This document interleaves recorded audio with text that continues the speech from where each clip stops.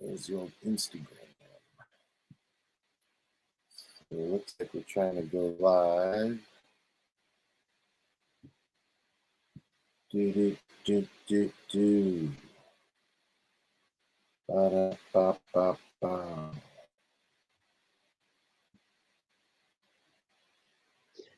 It says it's 24 seconds live to me.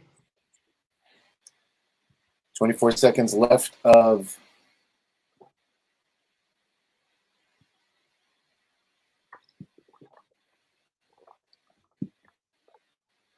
all right, so just press the button and go live. Also, we're on Instagram. So we should be live in a few different places right now. Trying to overcome technical difficulties. And Cammie's very interested to know what's happening. We should actually have a show with her separately, as well as what's your other publicist's name? Is it Julius? Julius Just and Kim, his partner, Kim. Oh, okay, great. So, yes, ladies and gentlemen, here we are, rocking the world. The Maselli Show. Today we've got Joe Osgood. And what's the rest of your title there? What's the name of the band? The name of the band is Joe Osgood and the Fathers of Light. Joe Osgood and the Fathers of Light. That's correct. How is that? Tell me about what is that all about? Well, what that is all about actually is it was in a 12-step program, and the Fathers of Light represents to me just turning your position slightly towards the light, just shifting maybe where you are in the present, and just turning yourself, being willing to turn yourself to try and raise your consciousness and follow a different path. So that's where that comes from. The Fathers of Light, giving giving what the knowledge that you have, and trying to give back, and removing yourself from self, in fact. Wow. So then do you sing about things related to this? I presume so, yeah. I mean, the album that I've just recorded, that's self-funded and has taken quite a while due to COVID and everything being shut down for 2 years. It should have taken probably 2 or 3 years to complete, but it took 5, which is a long time. But I'm very, very happy with it. Some of those songs on the 11-track album, which you actually have, Paul, couple of them, one of them I remember writing about 17 years ago. It has been released previously. The song I'm talking about in my mind, called Never Believers, but it was produced by somebody else, a guy called Ben Cullum, actually.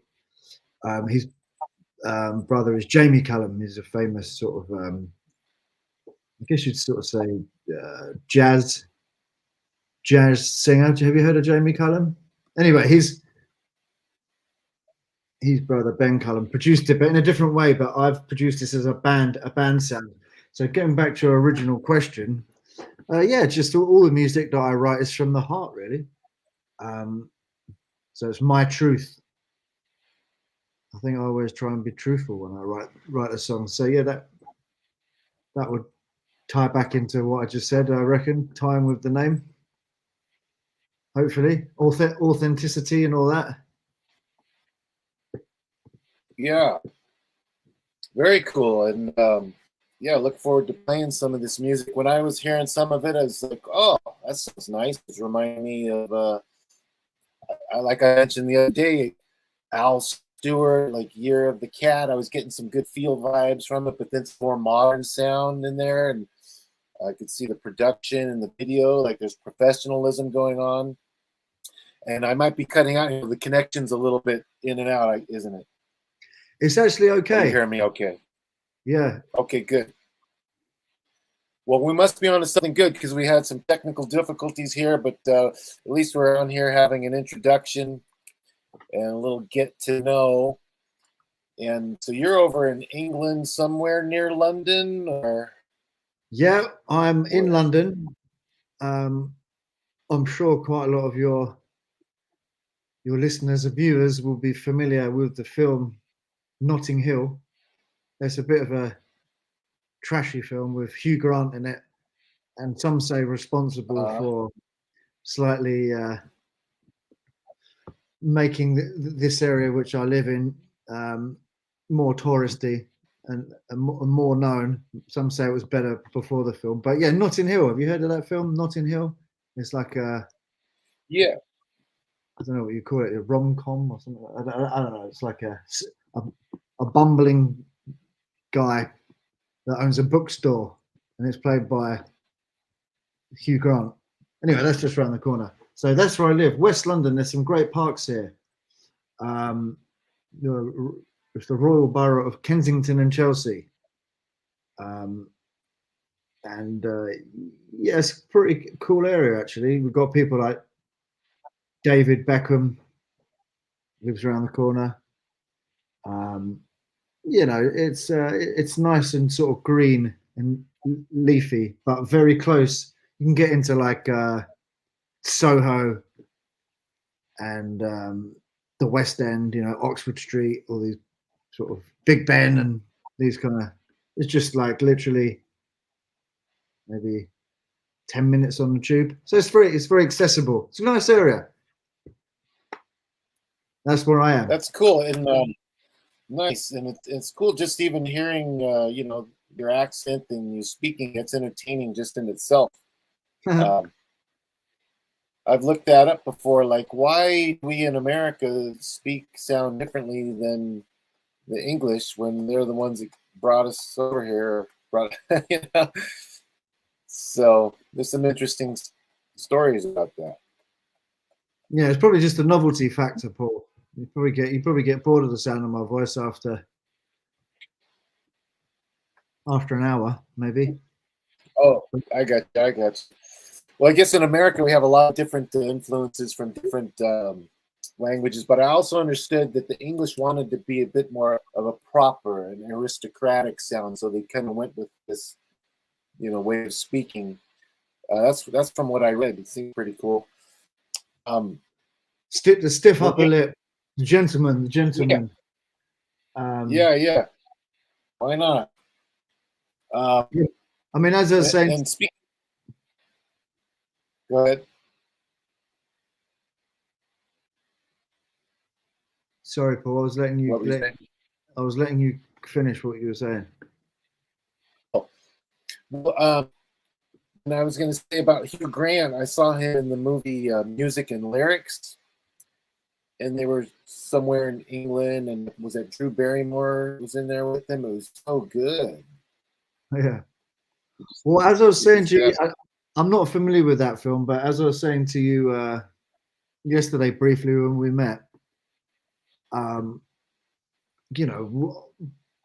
generation, we grew up watching all the films on all the films was America. All the blockbusters. It was like, these films like Back to the Future and E.T. and Jaws and, talking to Drew Barrymore from, it was like the Goonies, it was. What? It was America, it was America. And then everything changed when the tragedy of those Twin Towers being hit. It's like kind of the world changed. It's crazy, as you very well know. But I still haven't made it over. That's the other thing I wanted to ask you about. You're talking the nice area. You were talking about the nice area there, and I'm wondering, because I was talking to another fellow online, is it safe to go out and walk around right now? Yeah, you could. You just. I always remember someone telling me, if you go out late at night, just walk with purpose. Do you know what I mean? But it has got a little bit kind of. People joke about it being a bit lawless around here. You know, you definitely people have got. What would you say? Less worried about the consequences. You know, you get like gangs that will wear kind of like hoodies and face coverings and just go out with a battery operated angle grinder, and they'll just in broad daylight in front of people they'll just steal motorbikes and cut locks off and steal bikes. You know, there's quite a bit of criminal activity going on around under an underbelly, even in this area. You know, as I was saying, it's kind of nice and green and affluent, but yes, I think it's everywhere. But yeah, you've got to have your wits about you going out, because when you get a lot of people on top of each other, you know, Yeah.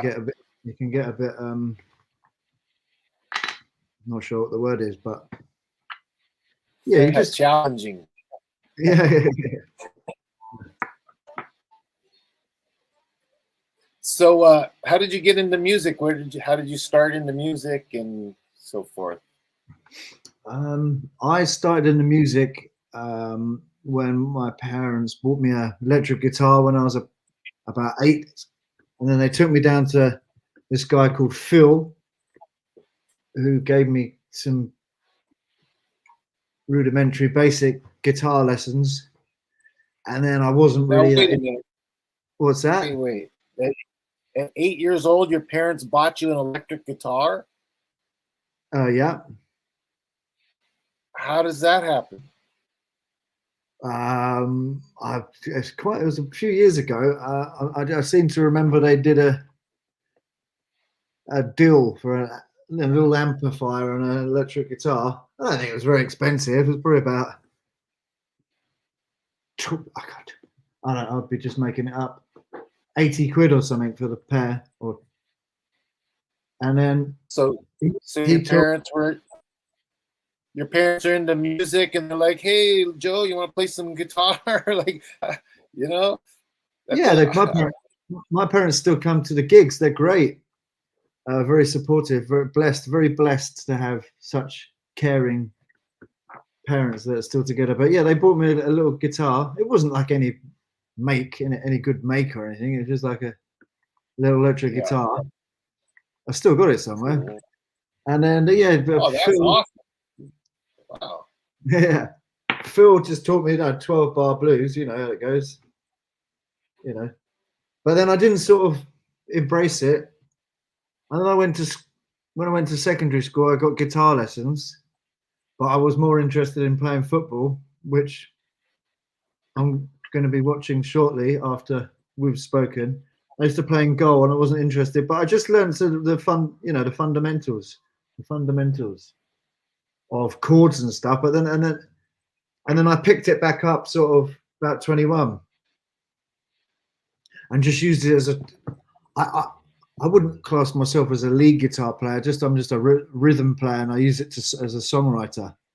But I'd learned the basics, which was good.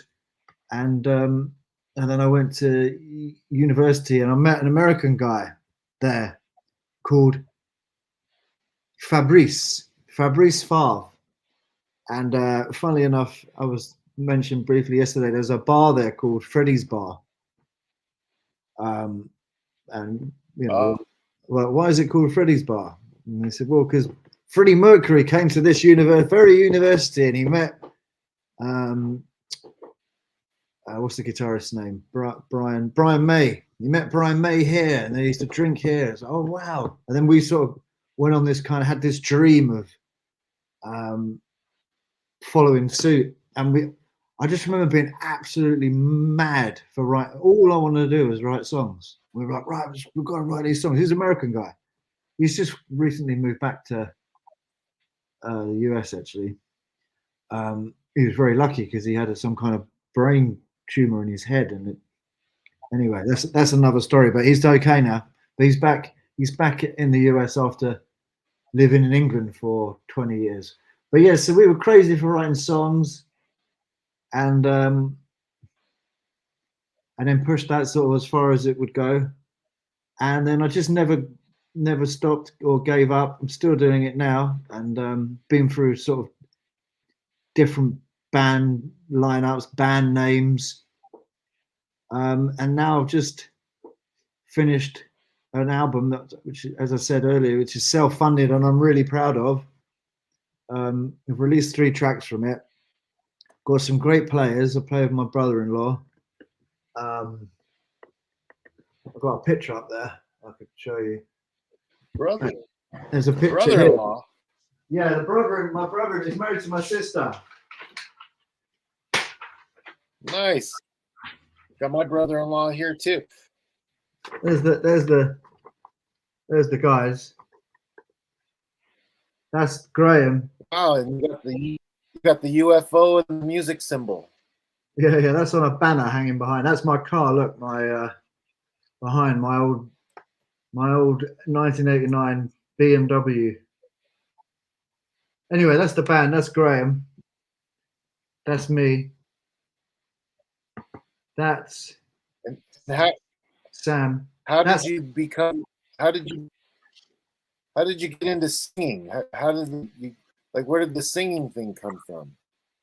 I just remember being in. I remember trying to sing back when I was about 12, but it was always very quiet and controlled. It took me ages to let it out, like fully let it out. But yeah, I've always been singing around and mimicking,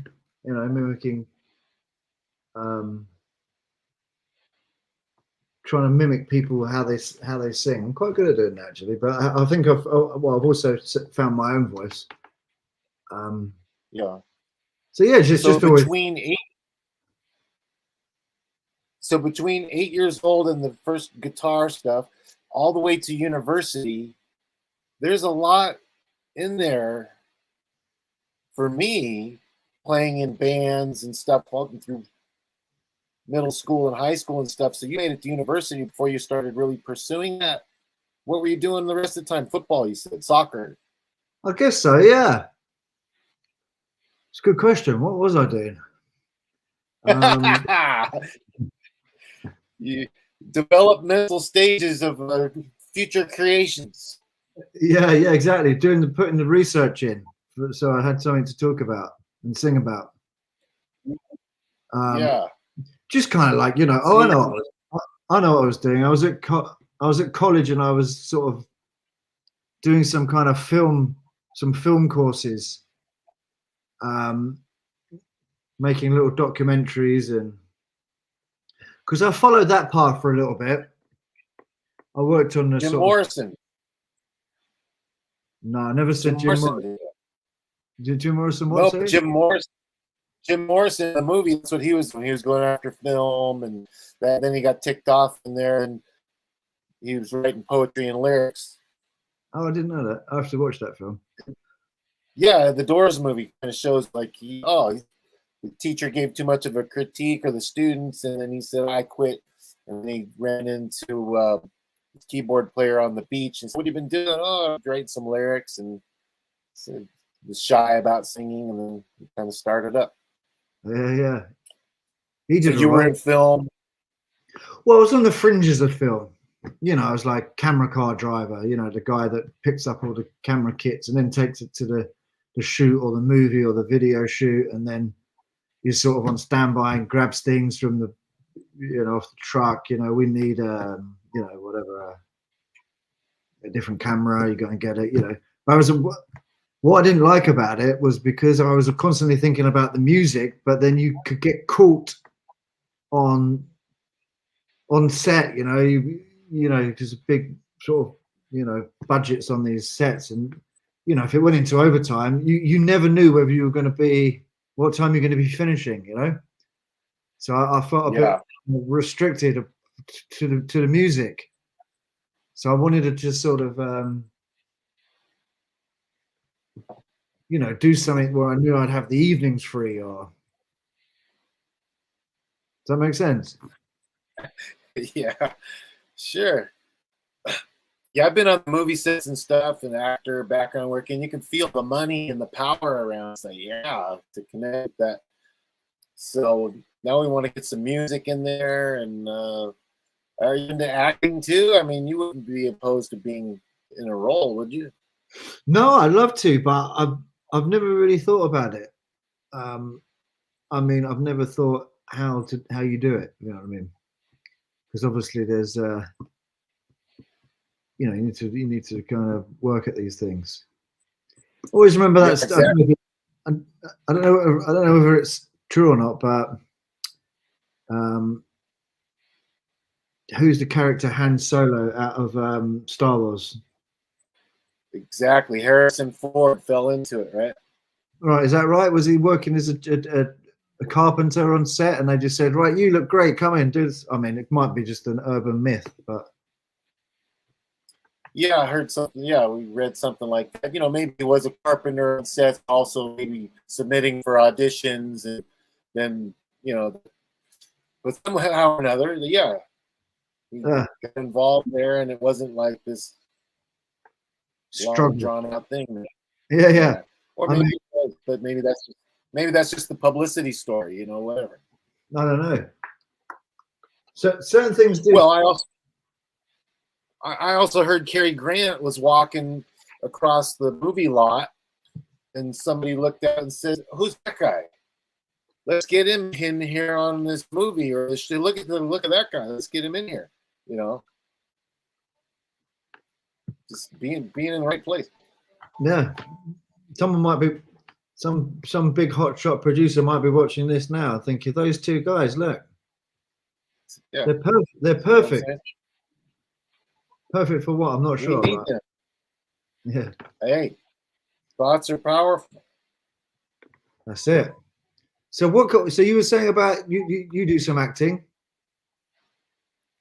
Yeah, you know, all acting characters of some degree, creating our lives and being artists to some degree. But yeah, getting into the actual acting work, yeah, like you said, it takes doing. You have to get the connections going, find the right line, the communication line, present yourself. You know, got to show up. Here we are, showing up, having a show. You know, became like, oh, I got things going on. I got things to share. I'd like to have my own variety show. Then it came up opportunity to have a talk show. Okay. And I came through some health issues where I couldn't be showing anything. But now I'm ready to show everything and share, you know, the things that I've learned along the way and help other people and do some publicity and consulting and management and do my own songs and music. So there's this whole, let's get on with it. Infinite creations are possible. So, and I feel like, well, you're like a brother, like over in England, and I'm the one over in the USA. Maybe sync up and do some things. But you know, here's a start, having you on the show, getting to know. Yeah, cool. It's literally halfway around the world, isn't it? Halfway around. Yeah, we toured over there. I love England. I've been over there a few times for different things, but touring with Dread Zeppelin. We played one place and we played another place, a bigger place, and yeah, love it. Nice. Well, you know where I am now. Next time you're over, yeah, or create a trip, and then yeah, we're gonna have to have you back on, and we'll get the music up. We got your YouTube channel. Where do people find that? Under Joe Osgood, who's been called Osbad if he wasn't behaving, but bad to the bone, Joe Osgood. Yeah. Yeah, it's Joe Osgood, as in on the screen there. Where is it? This, and the Fathers of Light on Spotify, and there's some stuff on 3 videos on YouTube. There's a cover, actually. I did a cover of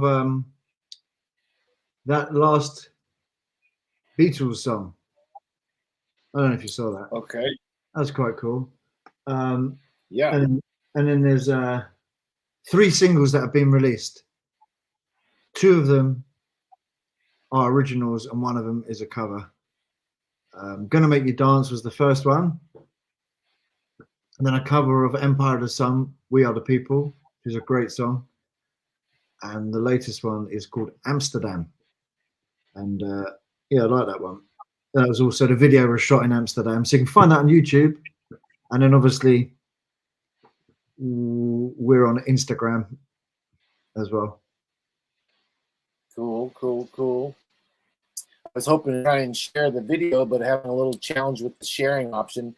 And then you're about to head over to the soccer game. I mean, football, right? Football. Yeah. It's the Euro. It's the European Championships, which is obviously not like the World Cup, because that's world teams. This is confined to Europe, and it kicks off very shortly. So I'm going to put that on. It's a nice bit of entertainment for a Friday night, because it's 7, just gone 7 p.m. in the evening, obviously. And yeah, the host nation, who are Germany, are playing Scotland. I expect Germany to win, but obviously got to get behind the Scots, because I am probably a quarter Scottish. Yeah, my brother's into the ancestry stuff, so we checked out the DNA and the ancestral history. So I got a bit of that, the Italian, the German, Western Europe, some UK. Oh wow. What else you got going there? Well, I don't know. I've got the app on my phone, as you say, ready. It's about 100 quid. It's called 23andMe. I've downloaded the app. Yeah. But yeah, I've got to. Yeah, I think it's about 100 odd quid. I'll do it. I mean, I suspect there's a bit of Irish, there's Scottish, obviously, maybe Spanish. But then I'll probably look at it and I'll be completely wrong, and it'll be like Indian, African, and Jamaican. You know, I don't know. Yeah, it's interesting to be able to find out and check out. Did you say you were going to watch the game with somebody? I have a friend called Anthony who is coming.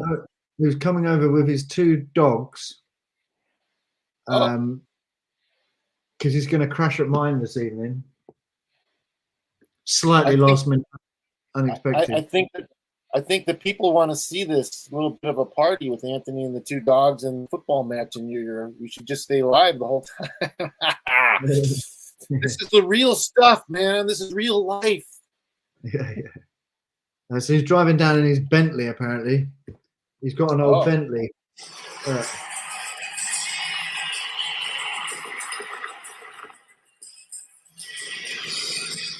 Like at the video of him driving in the Bentley, or it's live right now? Yeah, I mean, he just sent me that. He said halfway, but that was about 3 hours ago. So yeah, just going to watch that. We're halfway there.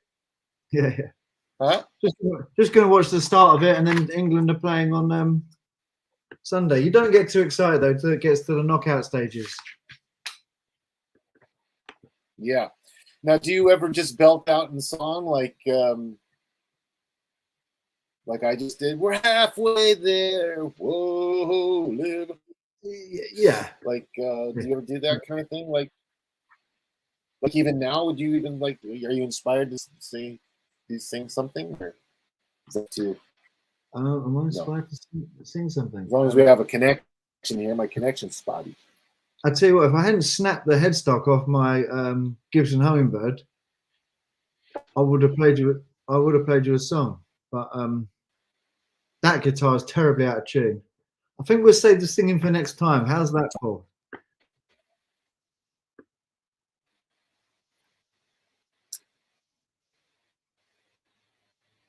See, now we're going haywire. Where's the connection at?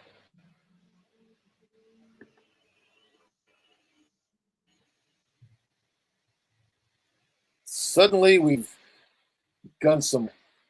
Well, I've got my passport. Oh, we're back. See, isn't that convenient? Suddenly the connection went spotty right when we're talking about singing. I mean, people are just going to have to wait, I guess, till we get it fully together. But look, I got my passport here. All right. Well, I'll see you in about, what, 20 hours? Yeah. Well, I've got you in UK to go visit. I got my son over in Italy, and my other son up in the Sacramento area, and then the rest of the world. You know, we're going for laptop lifestyle here, concerts and this kind of stuff. So, you know, let's get Joe Osgood part of the whole tour travel plans, and we'll go from there. Cool. All right, Paul. Repeat, what is it again? So Joe Osgood and I think, is that going to be backwards? Does that go backwards? Look, Joe Osgood. See that? Joe Osgood and the Fathers of Light. Yeah, it's actually showing just right. Yeah, that's good. So Joe Osgood, lead singer of Joe Osgood and the Fathers of Light. And he's got his new single out, Amsterdam, which you're going to be playing here in the near future. When do you want to hop back on here? I'm not sure. Let's see. When am I free again? Myself. Well, the weekend. I could even do something as soon as tomorrow or Sunday. Oh, Sunday's Father's Day in the USA. Any day you want to hop back on. Let's see if I can't get this video to play on here. And then they'll say, hey, you want to hop back on? Like, are you game to hop back on and play and show and talk about this tomorrow, the next day, next week? Let's do it next week. Get the screen sharing issue working, which I know you will, and then we can do something next week if you like, because as you say, it's Father's Day on Sunday, and also we've got another England game. But let's do that. It sounds good, mate. Or do you say mate? Is that Australian? No, that's mate's all right, mate. Yeah, that's good. That's good. And my English experience is so funny because it was like, you know, we're over there. What do you eat? Oh, we got baked beans on toast, and and that's a thing, right? You like that, right? That's like the thing. Well, I mean, it's kind of like a bit of a student meal, but it's so, hey, if you've got, you know, a bit of bread, you know, some bread and some beans, and maybe grate some cheese on the top. Why not? Yeah, exactly. Oh my God. And then I looked up at the menu and they even had like a peanut butter, you know, I love my peanut butter sandwich jelly with baked beans on toast. And how about some egg and sausage? So anyway, you got to eat, you know, and I like to eat every so often, and especially on tour. I grew up in Los Angeles, so there's a lot of Mexican food around. So I don't know if you have much of that over there. Yeah. Burritos are Mexican, aren't they? Yeah, of course they are. Yeah, I love a burrito and tacos, all that kind of business. Yeah, there's loads of stuff around here. You know, it's well, yeah, as I say, you've got West London and Soho, so you've got lots of variety, lots of different food varieties. Now, speaking of interesting, sorry, go ahead. Which what varieties? Which what? No, I mean, it's come on leaps and bounds in England. You know, in the last 20 years, I'd say. Well, now.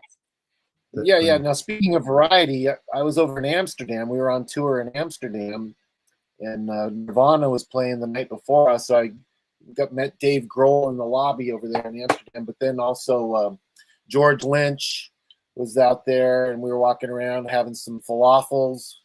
You know, after taking a tour around, they got the red light district, and they got the you know what, marijuana's legal there, so they were all smoking pot, and the concert was completely filled with pot smoke. I've never seen that before, you know, because usually maybe just cigarette smoke, but there it was all pot smoke. So That was interesting. But Amsterdam. So is Amsterdam related to Amsterdam? Your song Amsterdam have anything to do with Amsterdam? Oh yeah, no, totally. I mean, I don't know if you had time to watch the video, but it's shot in Amsterdam. The song was conceived in Amsterdam, and then about hang on a minute, 16, 17, 8, 9, 20, 24. About 8 years later, we went out there after it had been recorded, and we were really happy with it, the song. And then I went and shot the video out there at the beginning of this year. It was good fun. The friend that's on his way over was the guy that let me shoot some of the video scenes on his boat out in Amsterdam. He took us on a a little kind of boat ride down the big canal down there, and we got pulled over by the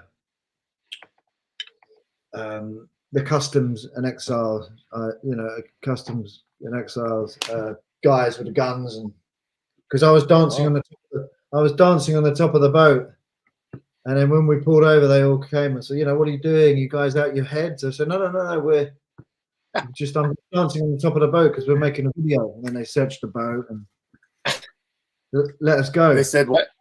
And then they let us go because we weren't doing anything wrong. But they didn't And know what's your angle on singing about Amsterdam, or the song title? Is it a fun party thing, or is it something? What is it, like political or fun or culture? It's just basically about being at a certain moment in time in your life, and going out and experiencing a bit of a lost weekend in the Dutch capital, and just sort of reminiscing about it, really. That's Okay.